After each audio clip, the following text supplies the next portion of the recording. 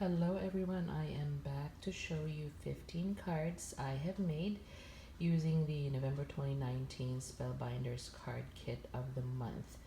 I thoroughly enjoyed this card kit. Here's the first one, the second one. This is, I don't really like this. It's my least favorite.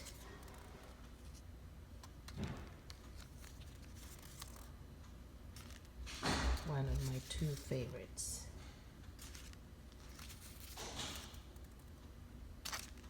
This is scrap lifted from Vicky Papanyanu. Not sure if I said that right.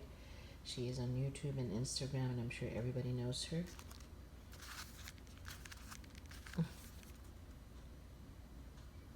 Some of them I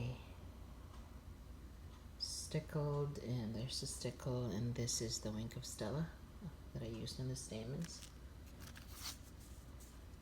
This I also scrap lifted from Vicky. I put stickles on the stars, and there too.